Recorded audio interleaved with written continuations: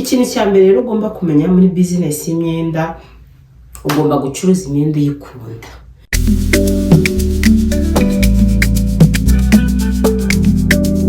Ngwaye ikaze ku gicumbi cy'ubwiza n'ibintu bishyashya hano, ngiye nitwa Cyusa Edouce. Niba ukunda kwambara neza, niba ukunda gusa neza, geretse kuri ibyo ukaba ukunda gukora amafaranga cyangwa ushaka gukorera amafaranga, ndagushishikariza rero gukora subscribe, warangiza ugakanda kuri ako kazogera kari ku ruhande kugira ngo igihe cyose na uploadinze video uzajye ubona aka notification. Guys, sinahwema rero gushimira wowe udahwema kunshyigikira uko bwije nuko bukeye, sharinga video zanjye, uma like, uma comment, Imana mwijuru nawe ukomere umugisha. Nizere ko mumeze neza rero, nanjye meze neza, kandi nawe utameze neza Imana mwijuru guhe kumera neza. Mbaza ngo uyu munsi tugiye kuganira kuki? Uyu munsi tugiye kuganira kuri business y'imyenda. Business y'imyenda muri iki gihe umuntu ari kugira 300,000 akagira 400,000 akumva ko business byanga bikunda agomba gukora business y'imyenda. Kandi mu by'ukuri business y'imyenda yo muri 2020 na business y'imyenda yo muri 2026 cyangwa 2025 biratandukanye pe, biratandukanye cyane. Nibyo rero tujye kuganiraho. Rimwe na rimwe ugasanga umuntu aje muri business y'imyenda atazi imyenda, atazi kuki. Ntujye kure rero, ndashetanye na video yacu. Guys, rero nkuko wabonye kuri title cyangwa bimishe muri introduction, uyu munsi tugiye kuganira kuri business y'imyenda. Ese ni ibiki by'ingenzi ugomba kumenya uje gukora ino business y'imyenda? Wikumva ko ufite igishoro cya 500 cyangwa cya 400 nkuko nabivuze mbere, wumve ko business y'imyenda ugomba kuza ukatutangira ukavuga ati ngiye gukora business y'imyenda kandi ndabizi ko nzunguka. Ibyo ni ibintu bidashoboka muri iki gihe. Ngewe nihereyeho ncuruza imyenda, murabizi abantu benshi mumurikirana, haba kuri WhatsApp, haba kuri Instagram, haba nahanga kuri YouTube. Umuntu mbonye bwa mbere ngiye nkora business y'imyenda, ariko hari ibintu bigenda bimbabaza muri ino minsi. Nkumva umuntu arambwiye Cyusa, wambabariye ukanyigisha kurangura imyenda. Cyusa, wambabariye ukazanjyana kurangura imyenda. Cyusa, wazambabariye ukanyigisha kuri business ijyanye n'imyenda. Hawe n'umuntu byibuza nkamubaza se iyi business byibuza hari ubumenyi, nkamubaza byibuza iyi business se wigeze kuyikoraho? Ati ntabwo nigeze nyikoraho. Icyo rero ni ikintu kimbabaza, ugahura na mugenzi wawe uyikoramo nawe byishe akakubwira ati mva ngwino muri business y'imyenda utagize igishoro gikeya kandi ntabwo ushaka gutaha udacuruje. Nawe rero ukatufata, nawe rero umva yagutindiye ukaba wayigezemo. Nyamara hari ibintu akagombye kubuza imbere yo kwitangira kugira ngo biza kurinde guhomba. Ubundi iyo umuntu ahombye acuruza imyenda, umva sinzi ukuntu biba byagenze, kuko imyenda ntabwo ikunda guhomba. Ariko muri iyi minsi utayitondeye, nyuma y'amezi 2 umaze kwishyura iseta, mu kwezi kwa 3 ntabwo kwishyura. Rero umva hari ibintu ugomba kumenya muri business y'imyenda mbere y'uko uza kuyitangira. Ikintu cya mbere rero ugomba kumenya muri business y'imyenda, ugomba gucuruza imyenda uyikunda. Icyo ni kintu cya mbere kibanze, ugomba gucuruza imyenda uyikunda. Muri ubu buzima turimo abantu bagiye batandukanye. Hari umuntu usanga yikundira umusatsi we, ibindi ntubimubaze. Hari n'undi usanga yikundira guhumura, ibindi ntubimubaze. Undi usanga yikundira kwirira restaurant nziza, hoteli nziza akaba azizi. Hari n'undi rero uza ari mama cyangwa nkanjye ahangaha akunda kwiyambarira imyenda. Rero iyo ukunda ikintu buriya ubuzina information, ubuzina makuru ajyanye n'icyo kintu. N'urugero nk'umuntu ukunda umusatsi cyane, akunda umusatsi kuwitaho, kuwusukisha ibikini, abazi shampoo nziza zatuma ukoza umusatsi, shampoo zituma umusatsi udacika, amavuta atuma umusatsi ukura, amavuta atuma umusatsi udacika, amavuta atuma umusatsi ubyimba ku mutwe. Ariko wamujyana ku mwenda akavuga ati wapi bira ntabwo mbizi. Rero niyo mpamvu nkubwira ngo iyo ukunda ikintu ubuzi n'amakuru ajyanye nacyo. N'urugero impamvu nkubwiye ngo iyo uje gucuruza imyenda ugomba kuba uyikunda mu by'ukuri, kuko hari umuntu wigeze kuvuga ngo iyo ugiye gukora business utayikunda ni hahandi utangira kubura umukiriya, ejo ukabona umukiriya ugatangira gucika intege. Iyo ikintu ugiye gukora cyangwa ikintu ukora iyo ugikunda, umva nta kintu kimwe cyaguca intege, ntacyo habe na gato. rero mbere yuko ucuruza imyenda banza umenye ngo iyi myenda ndayikunda. Impamvu ni iyi ngiyi, buriya iyo ucuruza imyenda utayikunda ntumenya karite y'imyenda, ntumenya uyu mwenda ni uwuhe, uyu mwenda ni iki. Rero bisaba kuba ukunda imyenda. Impamvu rero ukunda imyenda, nkanjye n'urugero nkunda kwambara. Ntabwo umukiriya yaza ngo ambaze ati se ko nshaka ikanzu ya viscose wayima ngo nyiyoberwe, ko nshaka ikanzu ya koto cyangwa ishati ya bluze cyangwa ishati ya sate wayimpaye ngo mbiyoberwe. Ariko iyo udakunda imyenda ntumenya ngo koto ni iki, sate ni iki, bluze ni iki, viscose ni iki. Kandi mu by'ukuri ntabwo wacuruza ikintu utakizi. Ni hahandi umukiriya yinjira akakubwira ati se ko nshaka ikanzu ya viscose wayimpaye, umva bikaba ikibazo. Waba wikoranaho ngo byibuza abandi bantu bakwerekere ukayishaka isaha yose ku buryo umukiriya akubaza ati se wayibuze, mu by'ukuri akajya no kuyifatira mu iseta. Aho ngaho rero umukiriya bagucishijemo ijisho. Rero nimba ushaka gucuruza business y'imyenda banza umenye ati iyi business ngomba kuba nkunda imyenda. Kuko ibyo bintu, niba ukunda imyenda uzamenya karite y'umwenda mwiza umeze gute, ese uyu mwenda ufite iyihe tise. Hari n'igihe upostinga kuri status umukiriya akakubaza se ishati wa postinze ifite iyihe tise, ukaba wamusobanura ni bluze, ukaba wamusobanura ni koto cyangwa uwundi mwenda. Rero mbere yuko ukora business y'imyenda, uriya muntu muturanye ucuruza imyenda, uriya muntu mwiganye, uriya muntu mwabanye ucuruza imyenda, ye kukubwira ngo uhite uza mu myenda wumve ko nawe ugomba kugenda. Hari ibintu ugomba kwiga. Ugomba kwiga ese uyu mwenda ufite iyihe tise, ese umwenda mwiza uba umeze gute, ese barangurira hehe. Icyo nicyo kintu cya mbere ugomba kumenya. Hari nuza akavuga ati cyusa uzanjyane kurangura, kuko turangura ahantu hagiye hatandukanye. Turangura Kimisagara, turangura ku Gisozi, turangurira Rubavu, turangurira Rusizi. Urumva n'ahantu hagiye hatandukanye. Nshobora kukujyana i Kigali ariko Rusizi ntabwo tuzajyana. Banza wumve ko business y'imyenda kugira ngo uze gukora mu myenda bisaba kuba uyikunze, kugira ngo kuko iyo ukunze ikintu uba ugifiteho amakuru runaka. Icyo ni ikintu cya mbere ugomba kumenya nimba uje gukora business y'imyenda. Ikintu cya kabiri rero, ntabwo ari nka kera waranguraga umwenda mwiza. Buriya kera umuntu yaranguraga umwenda mwiza, abantu bamuziho kurangura umwenda mwiza. Umuntu yabona umukiriya ushaka wa mwenda mwiza wa garani, wa VIP, ukamujyana hahandi bakaba bamwambika, bakaba baguhaho injyaburo cyangwa bakaguhaho udufaranga. Cyangwa umuntu akabazwiho gucuruza umwenda mwiza, we yagera mu ibara akarangura umwenda mwiza, yarangiza akagenda akagereka akaguru ku kandi akicara agategereza umukiriya. Ubu rero muri iki gihe wagereka akaguru, muri iki gihe gucuruza imyenda ntabwo ari ukugereka akaguru kandi ugende wicarire uvuge ngo umukiriya asisa.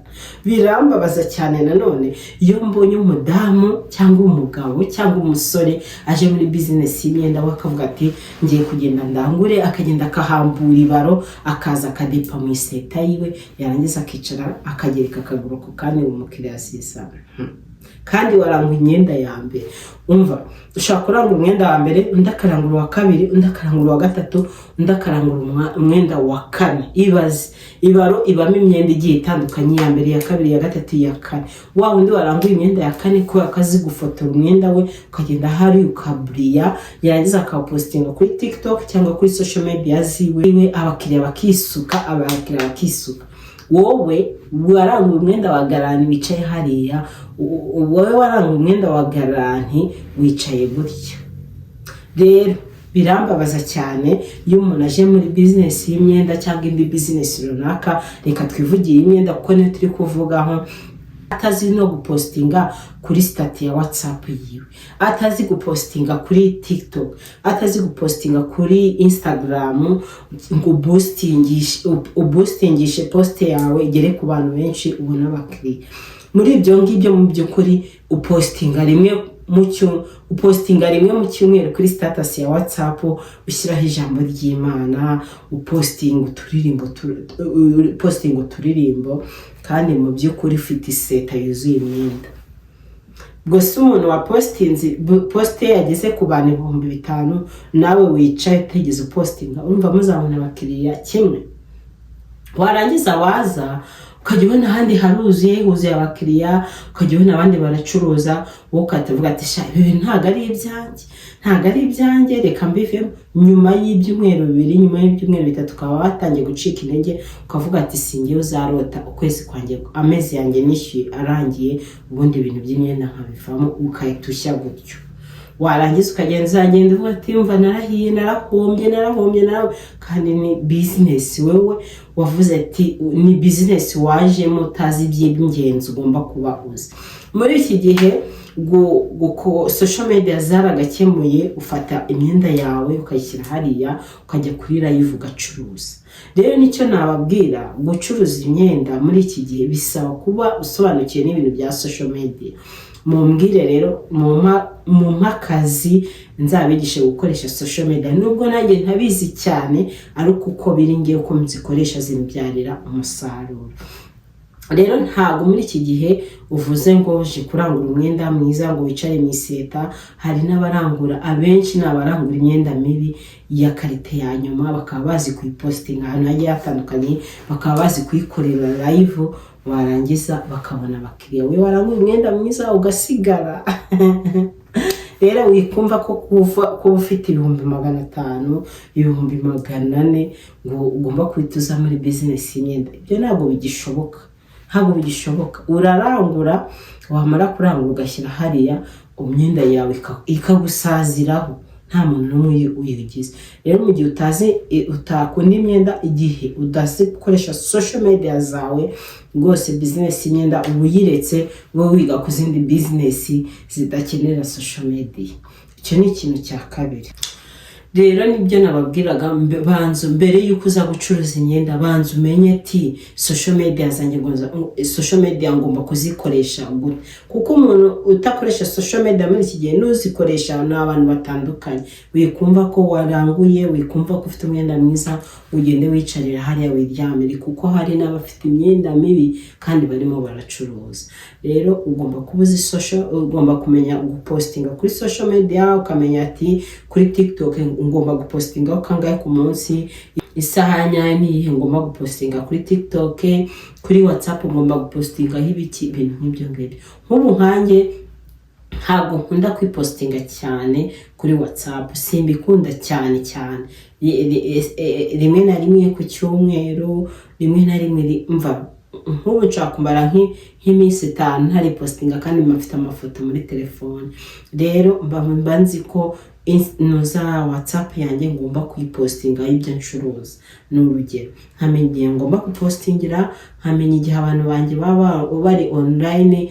Ibyo ni ibintu wakagombye kuza muri business y'imyenda uzi. Ngomba kuza muri business y'imyenda uzi ni ukubanza gushaka amakuru, ukabanza kuvuga ati se abarangura hehe, barangura ryari.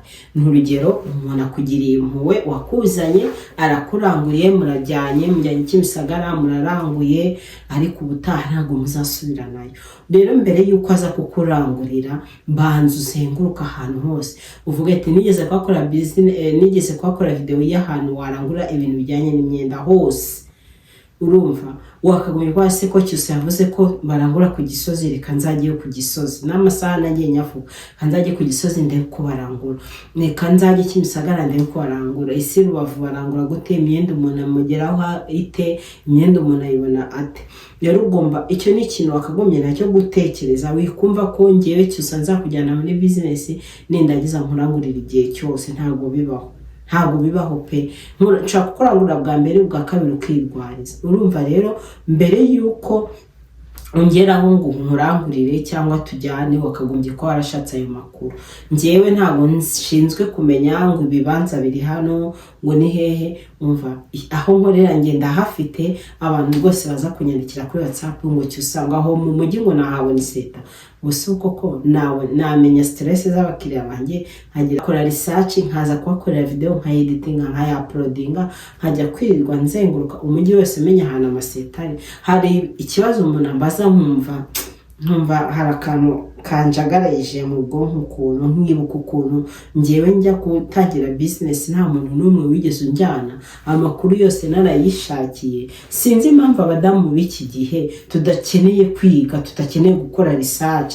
Ni ukubyuka mu gitondo, reka bino bintu bivuge mbabaye, ni ukubyuka mu gitondo ugafungura televiziyo ukareba filime, ntuzi iyo biri kuva ntuzi iyo biri kujya, kandi ushaka gukora business yo gucuruza imyenda, naho barangurira nakubwiye nturahagira n'umunsi n'umwe, ukaba wumva ko uzacuruza mu by'ukuri.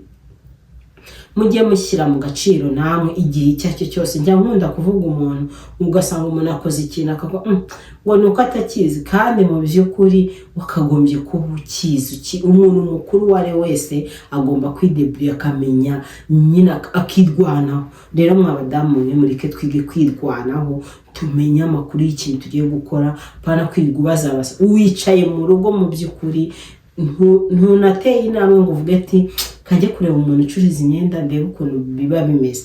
Wowe uricaye mu rugo kumva ko amakuru yose azakwishizanira mu rugo. Njyewe rwose numbaza icyo kibazo ntabwo nzagusubiza, ntabwo nzakubasubiza. Hari abajya babimbaza ngo Cyusa wese kwaho mu mujyi ngo nahabona iseta, ukagira ngo Cyusa niwe chef de zone cyangwa niwe mudugudu wo mu mujyi. Njye ntabwo ndi umukomisiyoneri ncuruza imyenda. Curuza imyenda sindi umukomisiyoneri, ako nta kare gaciyo. Rero mbere yo kuza gucuruza imyenda banza ushaka amakuru, cyangwa ni business yose banza ushaka amakuru, umenya aho barangurira, umenye barangura sangahe, se barangura bate. Singiye ngo babeshye, ntabwo gutekereza business ari ukubyuka mu gitondo ukatujya kurangura aho ngaho hituye. Ni hahandi usanga n'urugero abantu bajya babikora ko gisinabikora. Imana ibyo bintu itazabimbaza. Umuntu akakuzana muri business ukamuga ngo ufite igishoro cy'500, yarangiza kuba tuzaze tujye kurangura. Hari ukuntu nyine abacuruzi bajya babigenza, nimba urugero ikanzu bagambye kwirangura 10,000 akajya yirangura 11. Ibaze rero nimba uranguye ikanzu 40, hari kurenga 1,000 iyo gisohotse yo mutandukanye, wa muntu 10,000 ingahe byiwe babisunika kuri telefone yiwe. Igihe ujya kumenya ko bagiye bakurenzaho 1,000 ku ikanzu, umva bamaje kukurya amafaranga menshi. Rero n'abantu babazana mu business mujye mubitondera, n'abantu bakubajyana kurangura mujye mubitondera. Niyo mpamvu mba nkubwiye ngo mbere yo kujya kureba wa muntu ngo akujyane kurangura, wakagombye kwa warikoreye research, ukavuga ati aha hantu barangura ku wa mbere ikanzu bayirangura kuri aya mafaranga. Byibuza kwa kutaramenya imyenda neza, ukazajya gufata wa muntu bakujyanye agiye kugutoranyirizamo imyenda myiza. Ariko wivuga ngo mfite ibihumbi, no kuza uvuga ngo mfite 500 byose, nabyo ni ikibazo. Umuntu ahita biteramo imibare abantu bo mu mujyi twarahuye. Rero rwose icyo nicyo kintu nakubwiraga, banza umenye abantu barangura ibiki n'ibiki, amakuru yose ajyanye na business ugiye gukora. Uzarangurira aha, uzabarangura sangahe, icyo nicyo kintu cyakagombye kugufasha. Wikumva ko n'urugero boss wawe ndi kuvuga wenda umugabo wawe cyangwa umusheri wawe yaguhaye 500, warangiza ukavuga ngo ndabyuka mu gitondo mitegya Kimisagara, mitegya kureba dusa itamfasha kurangura, mite ntangira gucuruza. Never. Ibyo ntabwo bibaho muri business. Akantu kanyuma tugiye gusoreza, nakubwira wowe byibuza nimba uri kuvuga ngo mfite igishoro cy'500, ntago kikirangura 500, agakirangura imyenda. Kandi njye nagiye gutangira mfite 73,000 ndangura amashati, narabibabwiye. Ntago 500 ujye uvuga ngo uje gucuruza business y'imyenda pe, urugenda kurangura ugasanga ufite utwenda tungana gutya. Ni hahandi rero ucuruzamo kamwe, ejo n'ucuruze kakandi wacuruje ukakarya, ubutaha ugasanga usigaranye imyenda 3 mu iseta kubera ko udufaranga wagiye uturya. Ariko iyo ufite igishoro biuza guhera kuri miliyoni, muri iki gihe business imyenda wayikora. Kubera iki? Ibintu byarahenze, imyenda yarabuze, nibonetse izihenze. N'urugero nshaka naranguraga ikanzu ku 10,000 mu minsi yashize, ariko muri iki gihe nsigajya kurangura ikanzu nziza igahagara mu 12,000 n'urugero. Nakubwira 15, nakubwira 18, ukavuga ngo umuntu arahera. Ntabwo imyenda uko yaguraga muri 2020 ariko iri kugura muri 2026. Mbabwije ukuri pe, imyenda yarabuze, ikindi imyenda irahenda. kandi ikindi kugira ngo nk'umuntu amenyereye gucuruza imyenda myiza kugira ngo uyibone muri iki gihe ni uguheba ukavuga ati byanga bikunda umukiranye nimba yaratanye mumenyereje imyenda myiza ya karite reka no gusoza muhe imyenda itari karite ugahitamo kujya uheba kugira ngo ubone umwenda mwiza. Rero ikintu nakubwira nimba ufite 500 icyo nakubwira ba witonzeho gatoya ubanze ushake igishoro gihagije byibuza guhera kuri miliyoni kuzamura noneho ubone waza gukora iyo business y'imyenda ariko wujuje bya bindi twavuze haruguru. Iyi video ni nziza muyisharinga abantu benshi bashaka gucuruza business y'imyenda. Umuntu wese muri iki gihe kugira ngo musubize neza hari abantu bazakambwira ngo cyusa ngo dukunda video zawe ngo zinyungura ubumenyi ngo ariko mbwira ngo business nakora. Mu by'ukuri maze hafi imyaka 2 kuri YouTube mvuga kuri business maje kuvuga zirenga 50 ariko umuntu akarenga akaza kambaza ngo business yakora ako kanya ikintu mitangukore mitanye na nkakora copy nka pastinga muri WhatsApp yawe video yose ijyanye na business nagiye nkoraho ubundi nakubwata umuka gusobanurira kuko icyo gihe biba bigaragaza ko umuntu acaho kuri video zawe n'ibyo wavuze abatabyumvishije. Umudamu z'ubwenge umukobwa z'ubwenge ni ukubona ikintu cyamumugirira akamaro ni ukumva ikintu cyamugira akamaro akicara hasi akagiha umwanya akagira ikintu akura. Wowe rero ureba kuri video ugira gutya nta kintu kimwe uzunguka pe kandi nunaza kumbaza nzongera ngusunikire ya video kuko video byanga bikunda ngiye maje gukoraho ni zijyanye n'ibintu bigiye bitandukanye. Umbaza ku mavuta nkohereza video yanjye umbaza ku myenda nkohereza video yanjye.